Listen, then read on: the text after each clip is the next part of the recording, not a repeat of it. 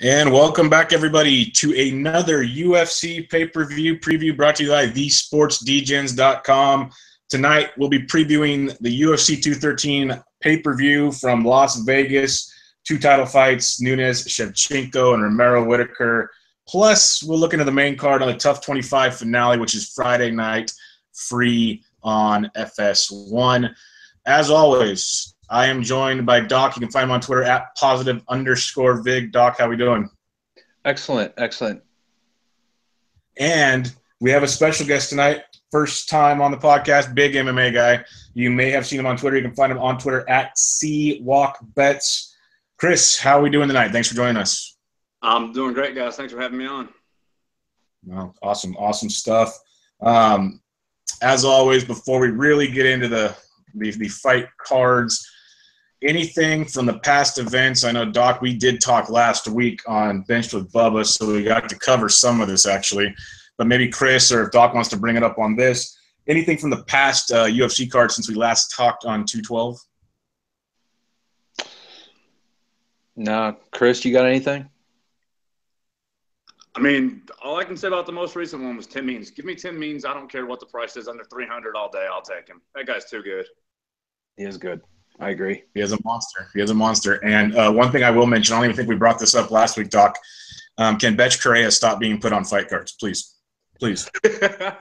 Really? Yeah. You know what? And it's so funny. Like, the only time you ever actually see her in, like, impressive form is when she's, like, in, like, a desolate field shadow boxing of what appears to be shadow boxing. Because, you know, Dougie always says, like, the only thing she's really good at hitting is, like, air. That's yeah. But I am disappointed. I am disappointed we didn't get to see her like fucking stupid dance because she was fucking too out of it. Remember when she got in that draw and she fucking did the dance like she won? I was like, what the fuck? Well, for Betch, that's winning. Yeah, it's winning. Yeah. God. On other news, many people know, unless you live under a rock, Conor McGregor-Mayweather is actually happening.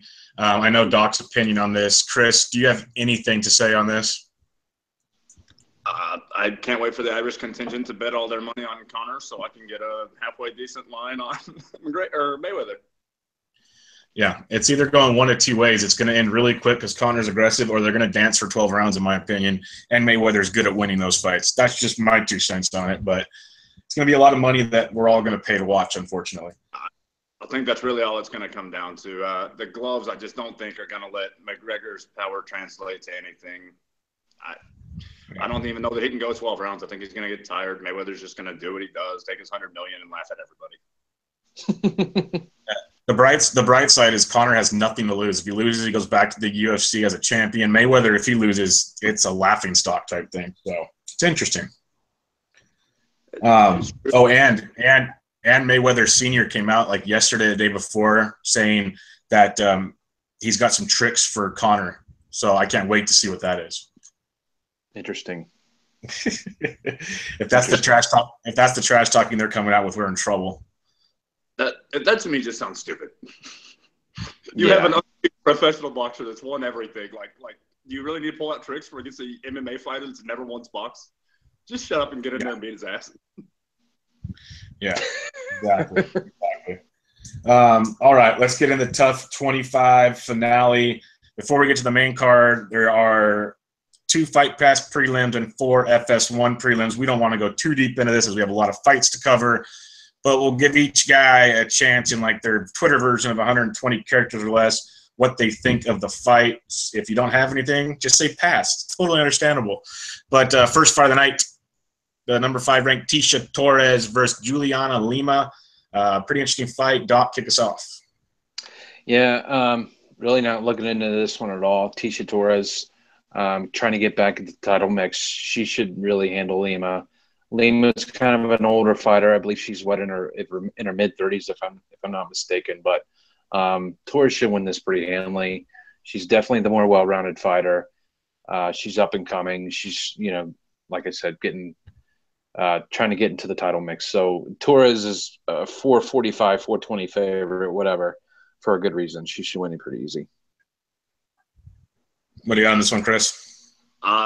Same thing. Torres easy. Not much that matters here. Sounds good. We move on to an elder statesman in here at the 145-pound featherweight division. Greg Maynard taking on Teruto Ishihara.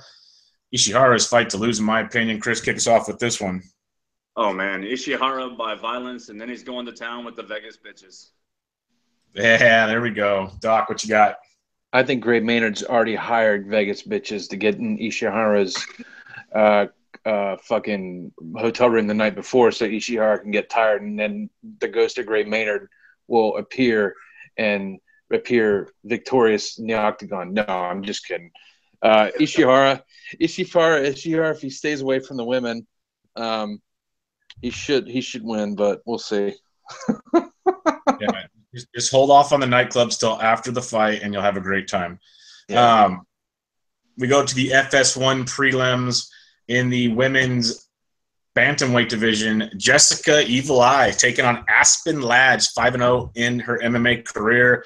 Doc, what do you got? A lot of people are going to be picking Eye here, but just because of her name and the fact that she's a dog, but Ladd is actually a pretty active fighter. She's pretty good, well-rounded striker. She's not like an overwhelming, she's not overwhelming on the ground, but she's actually a pretty good striker. I don't think that I think Ladd's going to win. I just think Ladd's going to win. I just think she's like more of an up and comer. Eye's kind of like, I don't know. Eye is just, I don't know. I couldn't beat Betchka for Christ's sakes. I mean, that's all you have to know. What do you got on this one, Chris? I'm with you. I like Ladd in this one. I'm not a big fan of Eye. I think the line on the total tells you all you need to know about this fight. The over 2.5 is -305. It's going to be pretty boring. I just think Ladd's got a little bit more to offer. I think she's got a little bit more in the tank, and I think just on the same page as you. I think she's going to pull it out. I think she wins by decision. Yep. Now we go to a very interesting one. Two veterans that are pretty much towards the end of their road. This could be like a forced retirement fight. You never know. I don't know how CB Dollaway still has a job the way he's fought lately. Ed Herman at least can knock out guys from time to time. But it's Ed Herman, 24-12, versus CB Dollaway, 16-9 in the light heavyweight division. And I figured this would be more of a pick-em in my opinion, but Ed Herman you can get for roughly 145 to 155 as a dog. Chris, what do you think on this one? I mean, you kind of said it. It's either Herman by knockout or Dollaway by decision. I think they're the only two ways only way Dollaway can win is by decision. And I think he's going to get knocked out. I like the price on Herman there. Yeah, that's what I was thinking. The price is we talk about it a lot on these podcasts. I know Doc and I talk about it even outside the podcast, that when it comes to the UFC sometimes on these tight fights, if you can get a price like that on a dog, you almost just have to take it for the value alone. Doc, what are you thinking on this fight? Yeah, Ed Herman by TKO via knees, brutal knees. That's what I think. I like that. All right, we move on to a fight out of the UFC TUF 25 house. These guys were the runner-ups for the finale. James Krause versus Tom Galicchio. Krause is actually both of these guys were in the UFC at one time. Krause was like literally on the payroll and decided he wanted to go back to the TUF house because he didn't make it the first time. So it was kind of an odd move on his part, but they are in the welterweight division, and Krause is a heavy favorite in this one. But Galicchio looked good. If anybody watched TUF 25, the show, it's really good. He did. So, Doc, what do you think about this one? Galicchio actually looked he improved. He improved throughout the whole season. I don't think Krause should be. I think these odds are a little bit ridiculous. Krause being this big of a favorite, it's like, I don't know. I mean, I'm not going to bet on the fight, but if I had to, I'd probably just sprinkle on Galicchio and just root him on. But I mean, if you're just, I wouldn't bet on this fight, but I mean, I would love to see Galecchio win. I really would, but we'll see. What do you got, Chris? You know, the line's out of control. There's probably nothing you can do in terms of betting it, but I mean, I think Galecchio's got one thing. He's going to go in and try to get him down, and I think Krause is a little bit better fighter. Hasn't really looked great, but certainly not good enough to want to, you know, wager 4-1 on him. But I'm going to go Krause here. Yeah, I can't blame him. He's a dominant fighter, way more experienced, but Galecchio's improvements have impressed me. And if all else fails, you can have Tom Galecchio take care of a candy machine at your local establishment. So that always goes well for you. The last fight on your FS1 prelims, it involves two women from the straw weight division, two up-and-comers, Angela Overkill Hill, which, you know, that's original. But this is a nickname that you almost got to pull for the girl, but it's Ashley Spider Monkey Yoder, which I'm already in love with the name. Maybe not the fighter, but Yoder's a heavy dog in this match. Heavy dog. So I'm not saying to take her just because of her name, but Chris, what do you have on this one? I'm going to take her just because of the name. Let's go. It's a great name. Doc, what do you got? Hill via first-round knockout. Yeah, that's what it should come down to, but you never know. Spider monkeys, man. Never count a spider monkey out. That's a better nickname than ABC, I'll tell you that much. Oh, I still can't get over that ABC bullshit. Why is that your name? That's my initials. Give me a freaking break. God, like she's blonde. She had to nickname herself ABC so she can remember her name. All right, let's get into the main card. We'll get a little deeper into this one. It's on FS1. Everything's free on Friday night, guys. Everything is free. We kick it off in the light heavyweight division. Jordan Johnson, he's 7-0, taking on Marcel. I'm great at butchering names. Mayuzinha Fortuna. He's 9-1 out of Brazil. Doc, kick us off. I really don't have anything on this fight, honestly. No real opinion. I would think that Fortuna, there's a little bit of value, but I think Chris has some good insight on this fight. Take it away, Chris. Yeah, Fortuna had a really nice knockout. I believe it was Anthony Hamilton. It was great, against a much, much bigger guy. Showed some big power, great knockout there. Just kind of left him laying on the ground and walked off. I think he's in trouble here. Jordan Johnson's a little bit bigger, much stronger, much powerful. He's got like a 6-inch reach advantage, I want to say here. And he's got a college wrestling background. I think he's just going to have everything that Fortuna cannot do anything against. Fortuna is fast. I just don't know that fast can translate into 3 rounds. I think Johnson's going to win. I think he has a lot of paths to victory here. I think Jordan Johnson wins pretty easily. And I'm actually going to probably going to have to throw him in a parlay. I might actually have a straight bet on him too. I got him at 240 now. It's probably about the limit of where I like to do straight bets just because it takes a lot. But I like Jordan Johnson a fair amount here. Yep. Sounds like a plan. Now we get into a fight, which I'm so looking forward to because you have a really, really good fighter in Brad Tavares, 14-4 in the middleweight division, taking on Pretty Boy, Mr. I can get a shampoo sponsorship, Elias the Spartan Theodoro out of Canada. He's 14-1. He had one when we last covered him, Doc, that I think we both were kind of not sold on him actually winning that fight, but I think he's in for a world of hurt. It's basically a pick 'em now. I'm pissed because it opened. Tavares is a pretty good dog. Yeah. Doc, kick us off with this one.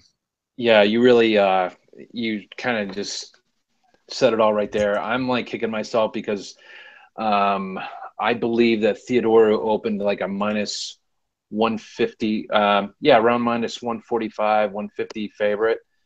Tavares was plus 135, and now they're a pick, and for good reason. I've never been sold on Theodoro. I actually bet Cesar Ferreira when they fought in Nova Scotia, and Theodoro was not even really that impressive. And Ferreira's movement, he gassed. I mean, let's just face it, he gassed too early. I think Tavares is like the active fighter that can really present some problems to Theodoro. Theodoro's movements are like so odd. It's like it's almost like he moves in slow motion. It's so freaking weird, but I think when they get inside and in the clinch and get into the pocket, I think Tavares is going to have his way with Theodorou. Would not be shocked if Tavares knocks him out. I think Tavares is just the more aggressive kind of guy. Theodorou is kind of like he likes to keep his distance. He likes to fight at range. Tavares is a guy that likes to mix it in, close the distance really well. I really like Tavares, and if man, I'm not really a proponent of if he was plus 135 last week and now he's minus 110. You're kind of taking the worst of it, but Tavares should have never been an underdog. Period. I would have opened this at Tavares. What's Tavares to finish? What's Tavares to finish inside the distance? Tavares inside the distance. Well, it's over 2.5 rounds. It's minus 290. So Tavares wins by TK or KO is plus 550. If you want to sprinkle that, that's pretty nice. But you think if Theodorou wins by knockout, TKO is plus 595. That's never going to happen. Theodore's not going to knock out Brad Tavares. I like Tavares here. I might bet him straight. I'm not sure, but I do like him here. This is probably one of my favorite fights on this card, to be honest. I really like Tavares. Definitely. Chris, what do you got on this one? Did we lose Chris? Nope. Chris? I'm kind of torn on this fight because, honestly, I see this as a boring-ass 15-minute, everybody just doing the minimum. If I have to make a pick, I'm with you. I like Tavares. Tavares has the tools to win this one. He's obviously faced much better fighters. There's a 0% chance he gets knocked out here. It's just does he do enough? Does he score enough? And like you said, Theodorou is really good about kind of running away from things and kind of staying back. So you just kind of get in this mode where you're on the edge of your seat, just going punch, you know, kind of like you're like just do something. I can't stand that him. I can't stand him. It's so rated. It's so hard to bet in one of those when you really think you're heading to a decision anyway. I mean, the over once again kind of says it all. I mean, you're looking at 300, might be worth a parlay piece, but I just don't see any chance either one of these guys is not going to a decision. If I had to pick, and I do like Tavares, I probably will have a small bet on Tavares just because, like you said, that price is too good. I just sitting on the edge of the couch, just hating the inactivity, hoping he does something. Yeah. Yeah, that's what it is. Theodorou doesn't really want the contact. It seems like Tavares will bring thunder. Well, the only way I see Tavares getting in trouble is if he runs into something on accident. But usually with Theodorou, you can see it coming, so it shouldn't be a big deal. Yeah, Theodorou's like hair and it like chokes him or something. Yeah. Now, if Theodorou would have come to weigh-ins like bald, shaved head, different mindset right now. But yeah, no, pretty boy. All right, we go to the next fight, and if you just go to the UFC page and you look at the picture of these two guys, you wonder how the heck does Nick Roerich have a chance? But he's a great fighter in the light heavyweight division. He's 7-0, facing Jared the Killa Gorilla Cannonier. I butchered that like I always do. But he's a heavy favorite, minus 270, 275. Chris, why don't you kick us off with this fight? You know, I don't have too much on this one. I think Roerich has an outside chance. You know, if he can keep it in the wrestling, get him to the ground, maybe tire him out. If it stands on the feet, I think it's going to be pretty one-sided. If I had to make a pick, Cannonier. Or however the hell you butchered it. Yeah, I know. I did something wrong. Doc, what do you got on this one? Yeah, I hope Cannonier's really worked on his takedown defense because, I mean, even as bad as Glover Teixeira looked, I mean, he still took Cannonier down at will. You know, it was an awful fight on both ends. Cannonier had his moments though, and in that fight, this is a big step up for Roerich, but I mean, Roerich can make this interesting, man. If he can get him down, and you know, but keeping him down is another thing. So, I would think that Cannonier is going to win this, but there's no way I'd bet it. No way I'd even put it in a parlay. This fight kind of stinks to me. a little bit. I think this is a It'll be situation where quite interesting. We go on to the TUF, or no, not yet. We go to a very exciting fight with in the lightweight division, Mark Bone Crusher Diakisi. This kid is an animal, 12-0, just monstrous stuff he has out there. Fast, everything you like about a fighter. Taking on Drakkar, close, 6-0-1. Diakisi's a good minus 270 or so favorite, some more, some less, depending on your book. Dawk, take it away. Yeah, the only way that Close has a chance here is if he gets him down, and he wants the fight to go to the ground. He's not going to be able to stand with Diakisi. I think Diakisi's going to end up knocking him out, personally. I know Close has been talking a game, talking a lot, but you know what? Easier said than done. And Diakisi's going to have a pretty substantial reach advantage. He's the quicker guy. He's more athletic. I got to go with Diakisi here. Yeah, outside of Ishihara on the prelims, I think Diakisi, quote unquote, we hate saying this, is your best knockout candidates of the night between those two guys. Yeah. What do you got on this one, Chris? I'm with you. I really like Diakisi here. I actually don't like this fight. I like both of these guys. I'd like to see them fight some other guys where I could bet on both of them. I feel like this is, moving them up against each other too soon, where they could, you could work them in a little bit more. I do like Close. I think he's got to get this kind of like Doc said, either to the ground or just fight at a very, very close range, a little bit of clinch battle. You give Diakisi the range, and he can do those kicks and the ninja, everything he's got to offer, and it's just not going to work out well for him. I see a knockout here. Yeah, definitely looks like it. Let's go on to the TUF finale. Diego Lima, 14-5 versus Jesse JT Money Taylor in the welterweight division. They both looked great, obviously, on the TUF to get here. Taylor, if people didn't watch the show, actually would have been in the finals of his season a long time ago, but decided to go party and tear apart Las Vegas and got kicked off the show. He battled back, and he looks really good. He's about a minus 200 favorite in this fight. Chris, what are you seeing in this one?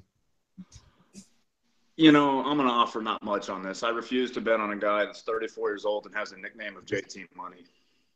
Yeah. I can't blame you there. Doc? Yeah, I have to side with Chris there. It would be, I think Taylor should win. Lima leaves himself wide open a lot. Yeah, Taylor's the stronger guy. He's the bigger guy. I think Taylor's probably going to have his way with him, but I wouldn't. JT Money, no money on JT Money for me. Yeah, that's kind of the way I see it. It should be an entertaining fight. They're both good fighters. If it goes to the ground, Taylor, quote unquote, should have his way. Lima's really good on his feet. He can hold his own on the ground, but there's no way in a fight that at this magnitude I'm laying anything on it besides just sitting and watching and getting ready for the main event. Yeah. And the main event is in the lightweight division. The number 5 ranked Michael the Menace Johnson is 18-11, facing Justin the Highlight Gaethje, 17-0. He's an athletic specimen, to say the least, but they both are. Should be an interesting fight.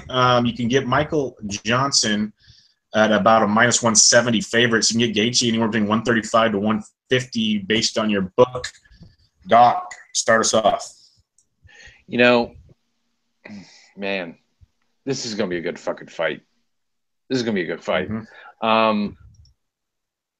I do think, though, truthfully, I think that this is a big, big step up for Gaethje. I mean, this isn't World Series of Fighting. This is the UFC.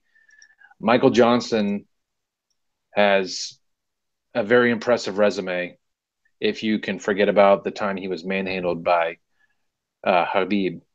But this guy's, a lot of people a lot of people forget the fact that he knocked Dustin Poirier out quick.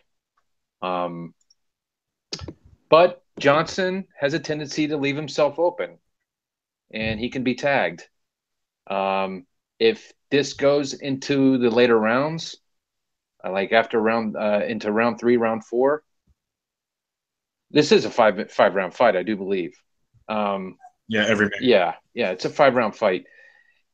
if this goes past round 3, Gaethje might be able to steal this, but I just think Johnson's probably he's a little bit too quick. I'd have to side with Johnson. There's no way I'm betting on this. This is just going to be a fun fight to watch, personally.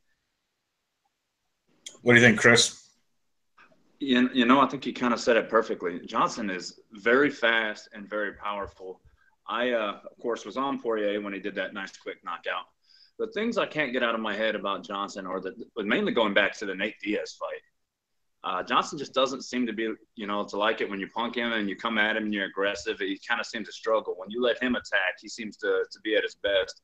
I mean, obviously, Khabib did the same thing, got up on him, took him down, kind of rode him out. Johnson didn't really have an answer. Now, Gaethje, I think, has the background where he could do that in terms of, maybe get him on the ground, grind him out, get him tired. And then from there, in the later rounds, like you said, he's got a big opportunity. But I don't think Gaethje's gonna be aggressive early enough, and I think it's gonna let Johnson try to find his range and find his power early. I'm not really a big fan of Johnson just because I don't like guys that run their mouths for no apparent reason. But I hope Gaethje does it. I hope he has the right formula. I hope he maybe can get Johnson down early, get him out of his comfort zone, and maybe make him use a little bit too much energy early and be tired late, and hopefully he can, maybe get a late submission, maybe a decision. But that's what I'm hoping for. That's my pick. Probably not worth a bet. A lot of angles, probably a pretty decent stylistic matchup for Johnson overall, but I'm hoping he loses. Yeah, it's kind of the thing we've been seeing a lot lately is we got these guys that have been great in other programs, but then they come into the UFC and it's just they're realizing it's not quite the same. That's why the UFC is the upper echelon of fighting. And I agree with both of you guys. If it goes deep, it definitely favors Gaethje. If it's early, Johnson's smothering tactics are just huge. The only thing I'm worried about and why I would never put a dime on it is we've seen Johnson just look stupid some fights out of nowhere early in fights and just get finished. Just fights he shouldn't look dumb in, and he does. So for that reason alone, I can't touch it, but it's Johnson's fight to lose, in my opinion. Let's go to the pay-per-view Saturday night, UFC 213. We'll kick it off with the Fight Pass prelims, 6:30 Eastern, 3:30 Pacific. We have a fight in the light heavyweight division. Trevin Giles, 9-0 versus James Boknovic, 8-1. Dawk, start us off. Giles is from, I believe he's from LFA. Guy from LFA. Pretty well-rounded guy. Young fighter. Pretty explosive on his feet. Good scrambler. Boknovic is kind of a submission guy. Not really a fight I'm looking to bet. I haven't seen too much tape on these guys. I saw a little bit of tape on Boknovic. I've seen more tape on Giles, but not really get involved in. If I had to, I'd probably take a small shot on Boknovic, but I don't know. Giles is pretty good, but this is a big step up for him, and he's young. He's promising. What do you got on this one, Chris? Yeah, it's tricky. There's not a whole lot of tape. I saw a little bit of Giles. He looks to be definitely the stronger, the faster. He's a little bit of reach advantage, a little bit of size advantage that he's going against. So that doesn't really play into his favor. But Boknovic, like you said, he's a submission guy. He's never seen the second round of a fight, and you're fighting a guy that's stronger and faster, and you're going to tire out. I can't bet on you. Probably not a whole lot of value betting on Giles at minus 300, but definitely I think he's the pick here. Yeah. Kind of leaning everywhere with you guys on that one. Next fight on the Fight Pass prelims in the featherweight division. Yeah, Cody the Spartan Stamen. He's 13-1 versus Tyrion Flash Ware, 17-5. You can get Stamen about a minus 275 favorite in this one. Chris, what do you got on this? I'm gonna be short and sweet on this one. I got Stamen. Definitely the pick. Only way you can bet him is just a little parlay piece, maybe a little round robin piece, but I like him pretty easily in this one. Dawk. Stamen's definitely the superior striker, good kickboxing. I haven't seen much on Ware, but what I've seen from Stamen, yeah, he should take it pretty easily. The final fight on your Fight Pass prelims in the bantamweight division.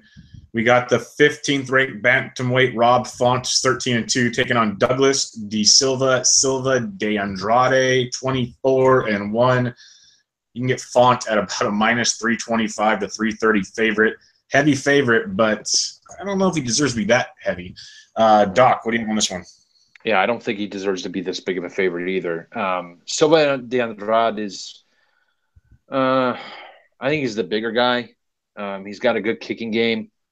Font's definitely the more powerful guy, but Silva de Andrade definitely has the ability to make things interesting here, especially if if this goes past the second round. Not a fight I even want to be any. I don't even want to go near this fight. Yeah, it's definitely, I wouldn't say live dog's the right word, but it's definitely not the right line, in my opinion. Correct. What do you got on this one, Chris? I'm with you guys. I think that line is off. I think it's a little high. I like Font to win. If I had to pick one, or if I had to bet one, I don't know that I could. Definitely pick Font to win. One thing I'm looking at here is the under. I really think you're gonna see a knockout. I think you're gonna see both guys kind of swinging for it. I don't think Andrade can win a decision here. I think he's got to go for the knockout. And I just let me see what my price was added here. Yeah, the under of 2.5 is plus 126. I'm not really seeing a decision here. Font can win a decision. I don't think Andrade can, but I think Font's going to go for a knockout. I think Andrade might try to respond. So I'm going to do a little bit of plus money on the under here, and hope like hell they throw bombs. Sure. Yeah, that's not a bad move at all. I know most of the time we're very happy with plus odds on anything in this fight game, so it's not bad at all. Let's kick it off with the first fight on the FS1 prelims, 8 Eastern, 5 Pacific on Fox Sports 1. In the welterweight division, we have Jordan Young Gun Maine. He's 29-11, taking on Bilal. Remember the name Muhammad. He's 11-2, and Doc and I remember his name because he seems to be on every freaking pay-per-view we do. Doc, take it away. Oh man, this is such a tricky fight. It really is. I think this is one of the more interesting fights on the card. Last time we saw Maine, he came out of retirement and fought Emil Meek and was absolutely destroyed. And what I didn't like out of Maine is basically he showed like absolutely zero heart in that fight. Now, Maine opened up the favorite, and now Muhammad's, I believe, he's about a minus 160. That's on 140. 140, okay. The thing about Muhammad is that I think Muhammad is a lot tougher than people give him credit for. I hear people talk a lot about Muhammad saying he's chinny, and I'm sorry, but if anybody was kicked by Vicente Luque that fight, they would have been knocked out. That doesn't make you chinny, okay? And I like the way Muhammad bounced back against Randy Brown with those leg kicks. He was leg kicking the shit out of him the whole fight. I don't know. I think this is just a tough fight because I don't like the way the odds have swung in Bilal Muhammad's favor, because I think they're basing it on what they saw last. Maine is a very talented fighter, and you have to wonder if that last result against the fight against Emil Meek was the fact that he was rusty. He hadn't been in the octagon in almost 2 years. He has the tools. I mean, this guy was talked up pretty big. It's just an interesting fight. I'm not going to bet this either way. I have no interest in betting this fight. I mean, I really wanted to take Muhammad because I like Muhammad's style, and I think he can somewhat smother Maine and kind of maybe break him a little bit, because when I saw him in his last fight against Meek, he just looked broken. And you got to question the guy that retired and came back. Is his heart really in the game? You know, but I can't bet it now because he's minus 140 now, and that's a little too high. I mean, this should be more of a pick 'em. But I'm gonna have to side with Bilal Muhammad. But Maine, he needs this fight. If he loses this fight, and he looks the way he did against Meek, he could very well find himself out of the UFC. So that's something you got to keep in mind too. What are you thinking, Chris? I'm with you. I like Bilal Muhammad here. I am going to bet him. I don't really see what Mean can offer at this point. I think you're on the right page. If Muhammad gets in there, gets physical, gets in his face, kind of grinds in, I think he might just decide he doesn't want to be there. He doesn't really have time to open up. He can't shake that rust that you definitely saw in his last fight. I think it's a really good opportunity to Muhammad. I think he's fought a lot tougher competition lately. Luke, yeah, that no. I don't think I'd ever get up from that kick. Like, that was fucking nasty. Something like that. And then he comes back and he fights, a really hyped fighter in Randy Brown. And I liked everything he did. I think he's got the tools to do this. As long as he just doesn't get crazy and try to get in some random war that he doesn't need to be in. Get in his head early, grind on him, and then he should win. Yep. Yeah, sounds about right. Let's head over to the next fight in the middleweight division. We have a minus 160 favorite in Thiago de Lima Marreta. Yeah, I tried to roll my R's. I just can't do it. Santos, he's 14-5. He's a monster. Going up against Gerald, GM3 Mearshart. He's 26-8. This could get interesting. Chris, take it away. I cannot get over that Santos lost to Spicely. I can't get over how much that was bad. Submission loss to Spicely cost me. Santos should, in my mind, win pretty easy here. I think Mearshart's going to have real trouble closing the distance here. I think his hope is to get a submission, get a grinding victory on the ground. I just don't see it happening. Santos is going to keep him at range. The kick should keep him out. Santos can win a decision here. He can win by knockout. And I swear to God, if he loses by decision again, I'm probably going to break something. Or loses by submission again, excuse me. What do you got, Doc? Well, is this your dog? No, this is not him. But he's one of them. I like Mearshart here. I can't shake the Spicely fight. I just can't. I can't forget it. And some reason, when a guy that's minus 160 is now a plus 125, I think all the value is on Mearshart here. And I think Mearshart's fighting with a lot of confidence. For some reason, I just think he's going to get a hold of Santos, and I think he's going to submit him. I just do. So I think Mearshart is a very sneaky DraftKings play as well. So I'm going to have to side with Mearshart here. I think he gets it done. I think he's going to get it to the ground somehow. I know he's not the greatest takedown artist. I like Mearshart here. Nice. We got a little 1-to-1. I like it.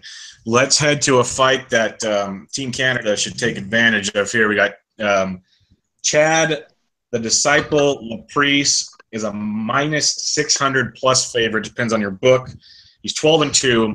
He's facing Brian Mantis Kamosi, 7-3. He should change his nickname to the last one standing because the rest of his brothers have shit the bed horribly of late.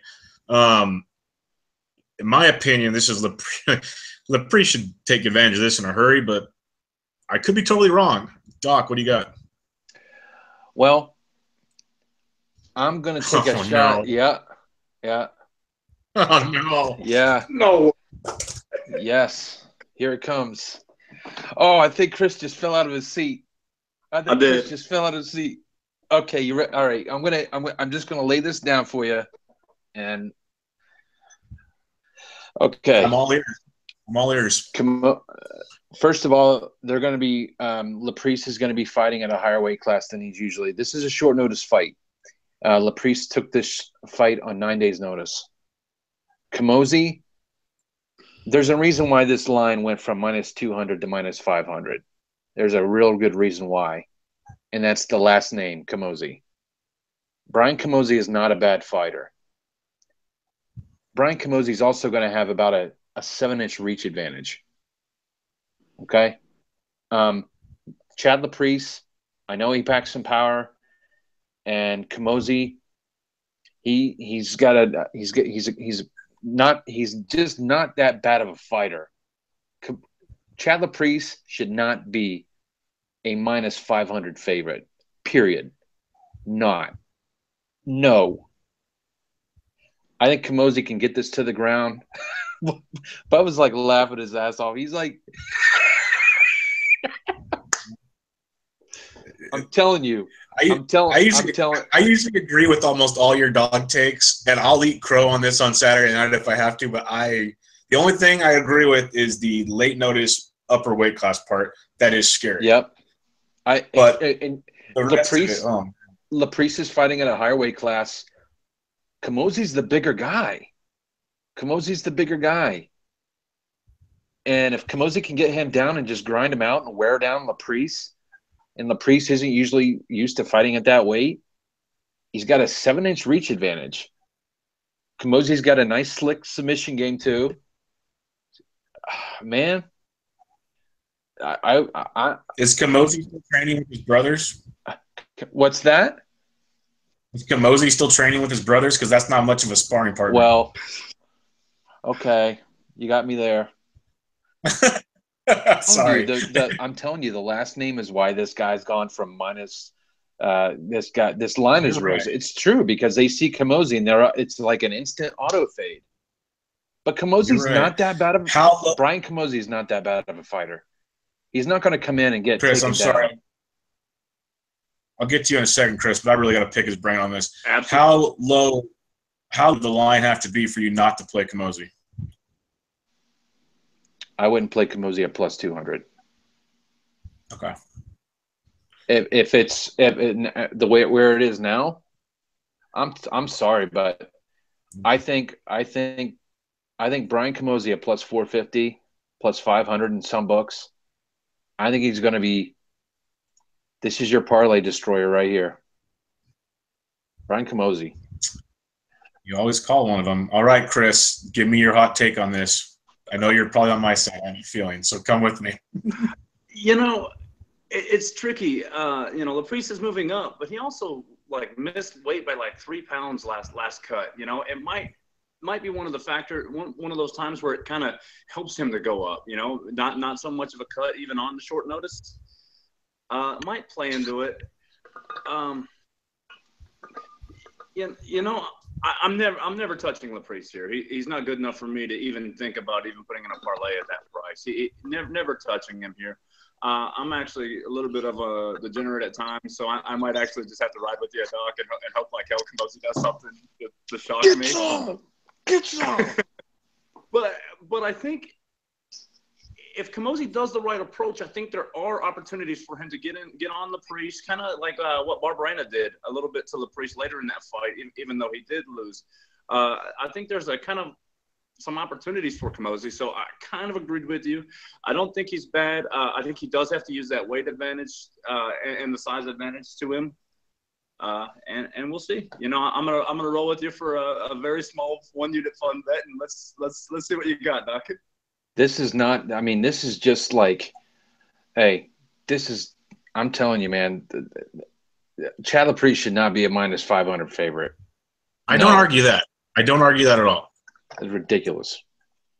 Also, when you got these fights that go to decision, you really can go either way. I don't think any of us think that Laprise is going to knock him out.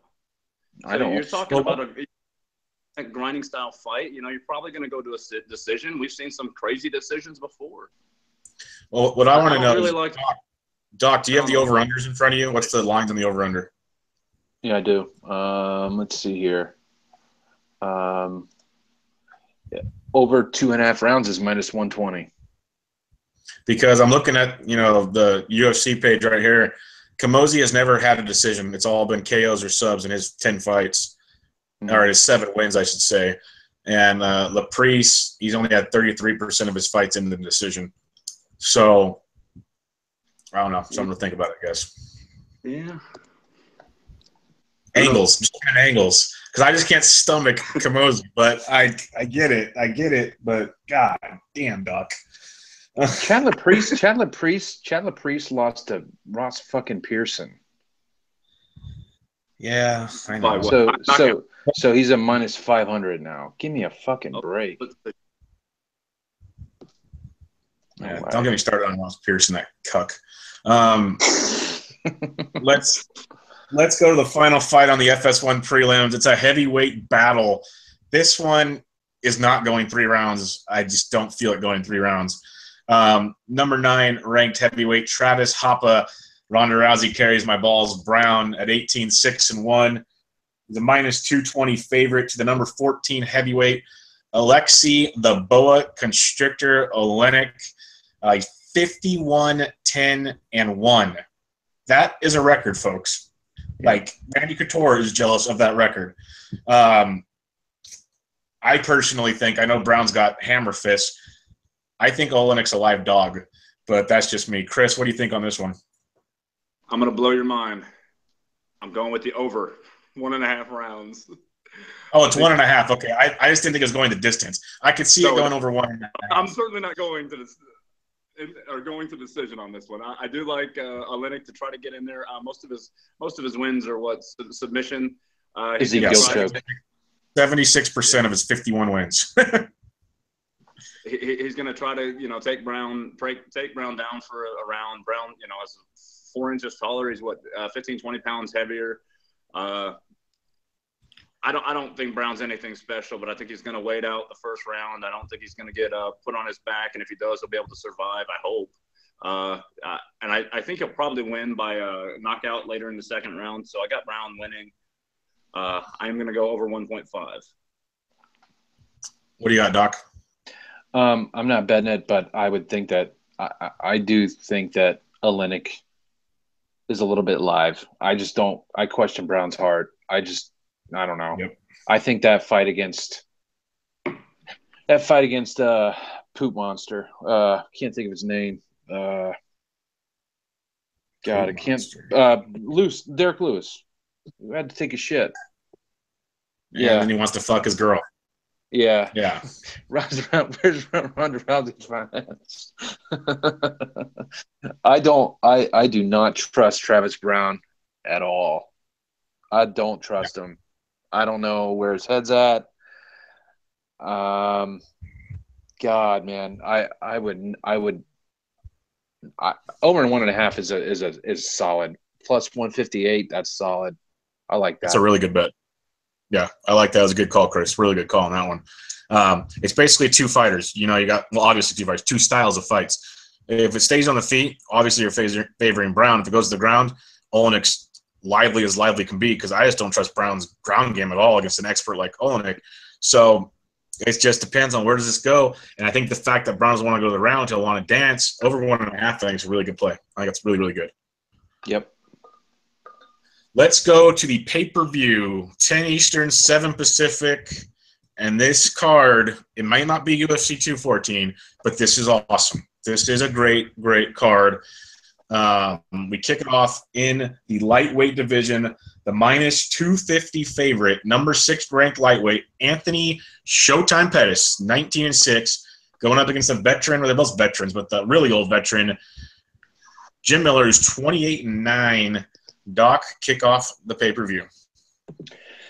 Well, I think you know where I'm going to go with this. I think you know. I think, yeah. Doc? You know where I'm going with this, don't you? I have a feeling. Yeah. I got to grab the vodka real quick. Yeah. I know where you're going, and I can agree with you, so go with it. I'm going Jim Miller here. I think Jim Miller is the hotter fighter. I think the fluctuation with the weight. I do not trust Anthony Pettis. I don't. And I think Jim Miller can, I don't know, somehow I think Jim Miller gets it done. I think Jim Miller, his fight against God, what was his name? Poirier. That was a very, very close fight. He was in that fight, and Poirier couldn't even walk after the damn fight. So if he can put on a performance like he did against Poirier, I think he can definitely win this fight. I think he's got to close the distance, get Pettis up against the cage, kind of grind him out. Ground game, if it goes to the ground, I think Miller has the advantage. Even though Pettis has some slick submissions, I'm not going to say he's totally lost on the ground because, I mean, he's pretty slick. But when it comes to, like, controlling on the ground, I think Jim Miller's the guy. So I think Pettis is the slightly better striker, but when it comes to heart, I'm going with Jim Miller here. Chris, after some vodka, what are your thoughts? Oh, I'm completely on the opposite side. Jim Miller's a game fighter. He's always going to give you his best, and that's what you do know. I'm just going to go back and look at the Charles Oliveira fight in terms of the styles matching up to this one. I mean, more of a submission guy than Miller. Miller's a little bit more of a ground and grind kind of guy. But Pettis had a lot. I think Pettis was going to win that fight, even though I was betting on Oliveira. I was hoping like Kelly came up with something. And I think if Oliveira could have won the third round, he might have been able to steal a decision. But agree. I think Pettis is, going to keep a little bit more distance. He's going to do the flashy shit that he always does. I just don't see a situation where Miller's just going to get the best of him. He very well could, but I think Pettis is going to fight a smarter fight here. I think Pettis has grown up from, what you've seen in the past. I mean, the fight against Max Holloway was just never going to matter because Max Holloway is just really untouchable right now. Miller, I don't know. I'm still pissed off against the Joe Lozon fight against Jim Miller, and I had Lozon in that one, and I thought we got robbed. But Miller's going to bring it. I just don't think he's going to have an answer for Pettis, and I'm going to bet Pettis a little bit here. Yeah, I see both sides. I lean more a little towards Dawk's side, but it's just Pettis has been so shaky of late to me. But as a whole, he's definitely the more athletic fighter. It just brings more to the table. But Miller's going to grind you and grind you and grind you. It makes for a really interesting fight, and everybody and their mom, especially DraftKings-wise, is going to be on Pettis. So if you're playing DK, Miller's a GPP play. That's not bad look. But interesting fight, to say the least. I will add one thing to what Chris said, and excuse me, Bubba, but I will touch on this. This is somewhat of a crossroads fight for Pettis, and I mean, I can see his point as well. I mean, I don't blame anybody for taking Pettis or putting him in a parlay or anything. Pettis could very well come out and show the form that he was when he was champion. But I don't know where that I can't trust him. I can't trust Pettis, and I can trust Miller bringing it. I can trust Miller more bringing it than I can Pettis, but totally agree with what Chris is saying. This is a big fight for Pettis, man. This is huge. It's huge. Big time. Let's move on to the heavyweight division. One could say maybe a number one contender fight, as we have the number one heavyweight, Fabricio Val Cavallo Verdum, 21-6-1 versus the number three heavyweight, Alistair the Ream Overeem. Overeem is a -130 favorite. He's 42-15. This one should get hairy. Chris, kick us off. This one I think is, it's going to be one of two ways. Verdum's path to victory is going to involve some getting him on the ground, getting him tired. I think if it stays on the feet, it really favors Overeem. I think he's going to do everything in his power to keep it on the feet. I like Overeem. I think he'll get a knockout here. Yep, I can see that. Doc, what do you got? Yeah, I totally agree with Chris. Overeem looked really, really good against Mark Hunt. Yep. Looked really good. That's the best I've seen him in a while. What I don't like is the running away. Against a veteran like against a guy like Verdum. Verdum's not a bad striker, you know. His striking's improved, but from what I've seen from Verdum is, you know, he basically caught Cain Velasquez at the right time, and then kind of just fell off after that. You know, had the long layoff, lost to Stipe, and then against Travis Brown, he pretty much dominated Travis Brown, but that's just Travis Brown.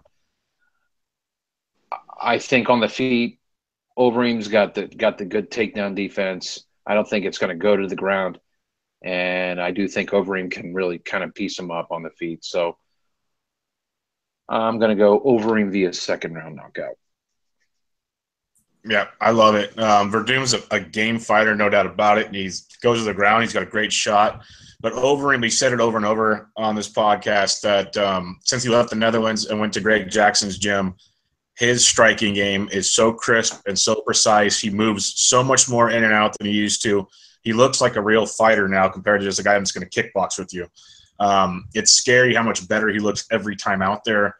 It's a heavyweight fight, so anything can happen. But I like Overeem by knockout. I agree with you guys on that one wholeheartedly. And if he does so, he deserves a title shot, in my opinion. So that's worth a good look there. We go to another heavyweight fight, and this one, Doc, if you tell me you're taking the dog, I might just kick you off this chat. It's the number 15th heavyweight, Daniel Omalanchuk. He's 19-7-1 versus Curtis Razor Blades. A, that's a great nickname. B, he's 7-1. He's a -700 favorite, and he's one of the toughest SOBs I know. He's won all 7 of his fights by knockout. His only loss came to Ngannou, and that was only because of a doctor's stoppage. So he wasn't getting knocked out by Ngannou. That says a lot. Doc, kick us off with this one. I actually had Blades via TKO against Milstead in his last fight, which got I'm seeing now it was overturned, and I don't know if that was they turned it into a no contest. I'm like not up on that. I have no clue what happened there. But Milstead, I mean, he kind of hurt his knee, but he was getting worked anyway. Excuse me. Blades should totally have his way. Blades is a bad dude, man. He's a beast. Blades is going to be heavily under DraftKings too. So yeah, he's the real. He's really good. Blades is very, very good. I actually listened to an interview with him on if any of you guys have Sirius Radio, they had him on MMA Junkie Radio this morning, and they had an interview with Blades, and he's like a very, very calm, cool, collected kid. He's young, not concerned about the big fights right away. He wants to take his time. I like he's got a good head on his shoulders. I really like this kid a lot. And when he gets inside that octagon, man, he fucking wreaks some serious havoc. So Blades, he's going to finish this early. I mean, first round. He's not going to – yeah. He's going to toss this guy around like a rag doll. I mean, this guy's freaking strong, very, very strong. So. Chris, what are you thinking? All right. I don't know if y'all are ready for this. Oh, boy. No. Yes, Blades he's wins. going there. No, not at all. Blades wins. Very easy. Okay, good. Thank God. I was about to go. I know it's MMA. Anything can happen, but good Lord. The only thing to even look at it with this fight is the over. I mean, it's playable. I kind of like the under here. I think Blades is going to do work. I think he's going to do it soon. You're getting plus money under 1.5 at like plus 109, 110. That's the only thing that you could even think about in this fight in my mind. That's good. That's a good bet. Good bet. Plus money's always good money, so that's not a bad bet at all. All right, let's kick it off to the first of 2 title fights. This one is showcased because Michael Bisping is a gigantic vagina, and somehow George St. Pierre gets to run the UFC. I don't know what the hell's going on, but I know Dawk and I have talked about this. This is two fighters we both really like. I don't want to see them fighting each other. It's the interim middleweight championship of the world. The number one middleweight, Yoel Soldier of God Romero, 12-1, who I wanted to see rip Michael Bisping's head off, facing the number 3 middleweight, Robert the Reaper Whittaker, 19-4, and he has looked damn impressive of late. This has the makings of an amazing fight. It's been going back and forth on the odds. You get Romero about -120 right now, so Whittaker is a dog. Chris, what do you got on this fight? I would actually like to see either one of these guys against Bisping, so I could just bet everything I have on them because they would both kill him. I'm with you. I don't really want to see them fight each other just because they're both so good right now. Both guys I like to bet on. I've actually been burned by Whittaker a couple times. Definitely got burned in the Derek Brunson fight, and then got burned again in the Souza fight. So now I've switched to where I want to bet on him. I just can't do it in this fight. Romero is just everything. He is so – I mean, he's a little older, but he's so strong. He's got such a big chin. He's so powerful. He's so physical too. To me, he just does everything well. The only time he's been knocked out was 2011.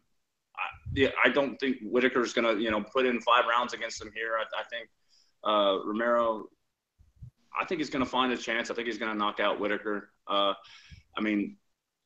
Whittaker's last knockout loss was to Stephen Thompson. Granted, a little bit different styles. Nothing to say that Romero can do what Stephen wondered what Thompson can do, but he's gonna have the power. He's gonna show a little bit of something different.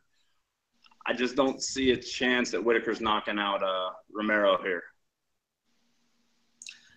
Doc, I know your opinion. I know Doc's going to be on the other side of this one. Let it be known. Honestly, guys, I've been really I've been struggling the past couple days with this fight. How I'm going to attack this betting-wise, it's going to be very, very different. I'm probably going to put, even though I don't like to do this, but I'm probably going to put Robert Whittaker in a parlay, and with some other fighters that are that I think have a really good chance of winning.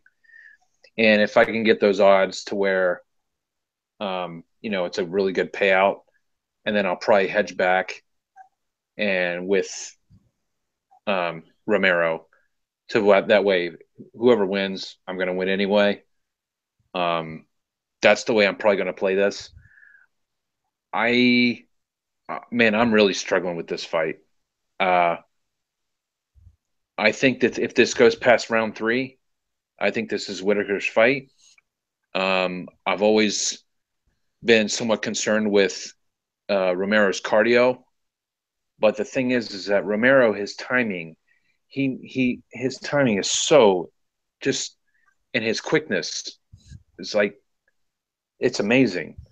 And it's like the fight against Chris Weidman. He knew exactly what he was going to do. And man, it's tough, man. This is going to be, I think the first round is going to be very, very boring. Mm-hmm. I think this is going to be a very, very big, huge game of cat and mouse because Whittaker is not really that big of an aggressor. He's more of a counterpuncher. And Romero is not really the biggest offensive fighter. Romero, it's going to be interesting to see if Romero can get him down, but whether he can hold him down is another thing because Whittaker's scrambling ability is phenomenal, as well as his takedown defense. So I'm going to go very, very hesitant. Very, this is like if Whittaker wins, I'll be happy. If Romero wins, I'll be happy. These are two of my favorite, two of my most, my favorite fighters, and it sucks that they have to fight, but it's going to be a good one. And I'm going to go Robert Whittaker, 4th round TKO. It's a great fight. To me, it's the definition of a coin toss. It's two great fighters at the top of their game. I don't even want to put a bet on it. I just want to sit and watch it. But I see both your guys' angles. I totally do. The part of me, like I've told you, Doc, many times, I just want Romero to win because I know he would literally rip Bisping's head off if given the chance. Yeah, there's seriously this is why I'm going to do that parlay thing, because if Romero wins and I end up winning those pieces of the parlay and I have to hedge back, I'll be happy. I'll be extremely happy if Romero wins. And you know what? I could totally see Romero winning via flying knee in the second round. Okay. I mean, he might have his timing. He's a very, very intelligent fighter.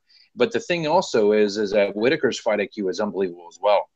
I mean, you saw it in the fight against Jacare when he had him hurt the first time, but didn't go down on the ground because, hey, I'm keeping my cool. He's a very, very smart fighter. So I can't wait for this fight, man. I can't wait. Yeah. What do you guys think? Awesome. What was that? What do you guys think on the total? Over 1.5 at -201. It's a 5-round fight. It's going over 1.5. It's going over because 1.5. To me, it's because usually, quote unquote, every title fight, that first round, they dance around and fill each other out. So you already got 1 round in the books. Right. Now you got to dance around for 2.5 minutes. I like that over if you want to parlay it or something. That's not bad at all. What's over like 3.5? Fight starts round 3. Fight starts round 4 is +144. Fight starts round 3 is -128. I like that over round 4 just for value-wise. It's intriguing. Sure. But I'd say you take the over. You say starts round 4, and then Romero by inside the distance is probably plus odds. I'm guessing take both of those, you'll at least wash. I think there's a good chance at that. It's an angle. Because if it doesn't go 4 rounds, Romero's likely getting the finish. Right. All right. To the fight Doc's been waiting for months on end. I'm pretty sure he's got like a poster above his bed like he's in high school all over again. It's the Women's Bantamweight Championship. It's a rematch. That was only 3 rounds the first time, and the champion, Amanda the Lioness Nunez, who's 14-4, she eked it out, but she was getting gassed towards the end. She's a much better fighter now, but she's facing the #1 ranked bantamweight in the women's division, Doc's woman crush, Valentina the Bullet Shevchenko. She's 14-2. I'm in love with her, but I let Doc have her because he called claims first. But she's awesome. This fight has the makings of just greatness. Nunez has all the power in the world to finish this quickly. At the same time, Shevchenko is a monster. Doc, the floor is all yours. I bet this fight a while back. Shevchenko -105. It's gone up and down. Shevchenko's been up as high as -125. And I do know for a fact that what we talked about, Bubba, somebody released her as a premium bet, and that is right. She went to a -125.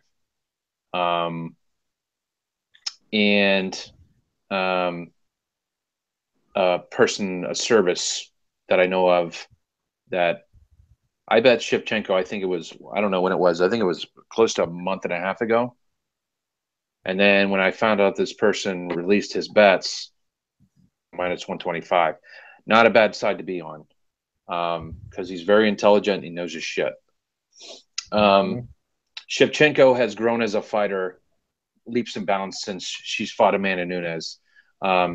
She totally dominated Holly Holm. Holly Holm is probably the best pure striker in the division. Oh God, I get them mixed up. Not Lima, but Pena, yeah. Submitted Pena. Nobody saw that coming. And Pena, I think, is one of the better fighters. I think she's an outstanding fighter. I think Nunes is extremely powerful. She hits like a truck. Even Misha Tate said that, like, getting hit by Amanda was like nuts.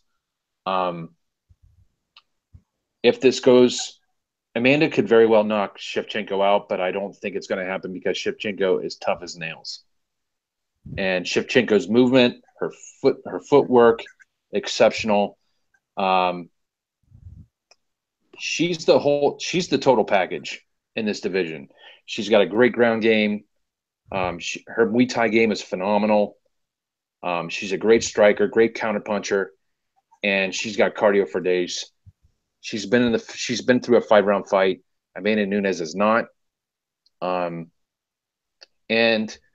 Nunes, I think she'll try to be somewhat economical with her punches, with her strikes. But the thing is that you can't go into a fight when you know the gas, right? And you get all that adrenaline, and you come in and you start swinging for the fences and putting everything into one shot, everything into another shot, and then next thing you know, like your tank's gone. And I think after 1.5 rounds, I think this is Shevchenko's fight to lose, and I think this is pretty much going to be a repeat. Nunes almost had her out, but didn't finish her. And that was she had Shevchenko down in a rear naked choke, and Shevchenko got out of that. Well, Shevchenko's ground game has improved tremendously, as we have seen. She's actually been training with Rose Namajunas as well. Rose is a Brazilian Jiu-Jitsu black belt, very slick on the ground.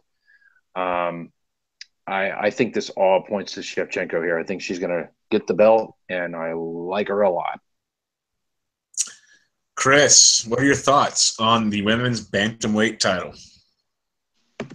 I'm going to go in a side direction first before I tell you my thought about the fight and the side.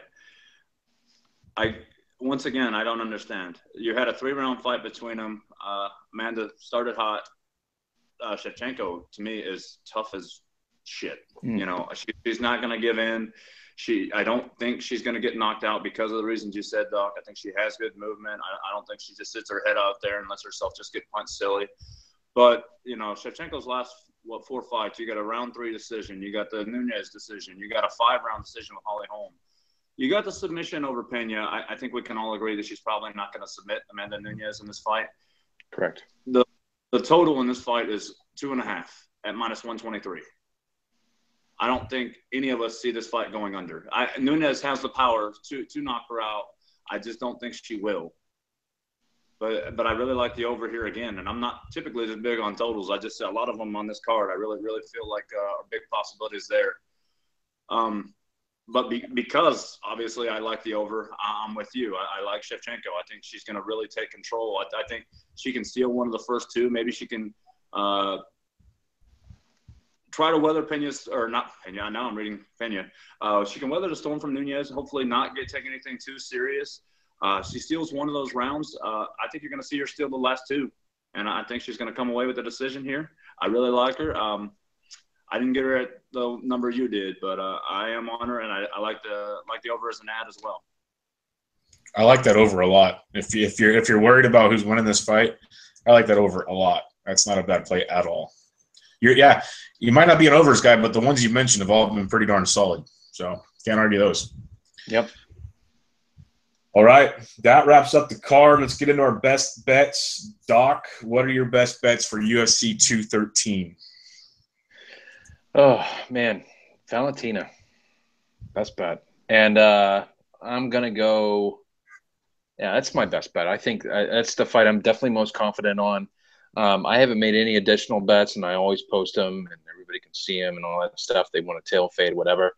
And I'm going to put together a parlay with Whitaker in there, and then I'm going to hedge back with Romero if that parlay is looking good. I do like Mearshart. I'm probably going to make a little play on him. I'm going to make a little play on Brian Camozzi. Brian Camozzi, and probably that's it. I'm not going to – yeah, this is an excellent card. It really is. And I do like the I do like the thing that Chris pointed out, blades under 1.5 rounds. I like that one. Yeah. Chris, what are some of your best bets of the night? You know, I'm gonna have to work on a few. I've got a lot of stuff kind of written down. I haven't actually locked any. I've locked one in, and that is a parlay on the TUF card with Ishihara and Johnson. That's one of my favorites. Really, on these two cards, I like a lot of the totals that we kind of talked about. I like the over in Brown. I like the under in Blades, and I like the over in the Shevchenko. I've been kind of lazy lately about posting my bets. I've noticed for whatever reason when I post a lot of them, I start losing. So I kind of went away from it. Because I've been on with you guys, and I appreciate it again. I'll have all my UFC bets posted. I'll probably get them posted up tomorrow earlier on what we're gonna do. A lot of options. It's tricky. I think there's a lot of parlay pieces. There's not a ton of straight bets without risking any juice. But I'll have them up tomorrow. Kind of compare with you guys, and we'll see how we do. Yeah, definitely. This makes for a fun DraftKings card as well. I wish they would have done a combo TUF 213, so you have like a massive group of fighters to pick from. Yeah, that would have been great. Awesome. Because like Doc, we talked about it so many times.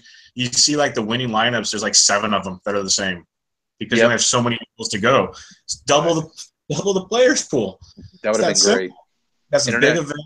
International Fight Week. Yeah, it was so easy. And then even the last time the fight night, and then they had Bellator the night before. Do a combo of that. Screw it. Like you could do all kinds of shit. It'd be great. But it makes for a fun DK card because there are a lot of tight fights, interesting angles to go with. I'll be playing some of that, and I'll probably throw some stuff out online as well. But going up for next events, we have that Contender Series kicks off on Tuesday. I know you're looking forward to that, Doc. Have you seen anything more on it since we last talked? No, I have not. I haven't even looked at it, honestly. I haven't seen any odds posted or anything. The only thing that I see, UFC Fight Night 113, you got Gunnar Nelson fighting. He's probably going to win. The UFC on Fox 25 from Long Island, that's shaping up to be a pretty nice card also. Yeah, and then of course UFC on UFC 214. We all know about that. Yep, that's going to be a bloodbath. Anything you're looking forward to coming up, Chris, or are you just going to kind of play it by ear? There's some good fights coming up. I don't know. Doc's kind of writing off my guy Ponzi scheme a little early, but that's going to be a good fight. I really do like Gunnar Nelson, but I love Ponzinibbio. Ooh. Another one, I don't know anything about what the line might be. JoJo Calderwood jumps out to me as a girl that might be a really bettable line against Calvillo. I can't roll my L's either. So. Calvillo, yeah. JoJo's really coming on strong lately. She looks pretty good. That might be a good opportunity. Then after that, I really like everything Gastelum's done. When he's gone up in weight, I think he could put Weidman on his ass. And I think we're all really excited about 214. That's going to be some fun. Yeah, 214 is going to be awesome. Definitely looking forward to that. But more importantly, we have TUF 25 on Friday, UFC 213 this Saturday. Lots and lots of awesome fighting to look forward to. All free on Friday night. Prelims are free on Saturday. And you got to fork out some cash for the main card. But, yeah, awesome stuff, guys. Chris, thanks for joining us, man. Really appreciate it. Thank you so much, guys. Thank you, Chris. You can find Chris on Twitter at CWalkBets. You can find Doc on Twitter at @positive_Vig. Doc, always a pleasure. Definitely, man. Thank you. Thank you. And as always, guys, thanks for listening. This was a UFC pay-per-view preview. Again, TUF 25 finale, UFC 213. Hope you guys enjoy. We'll catch you guys next time.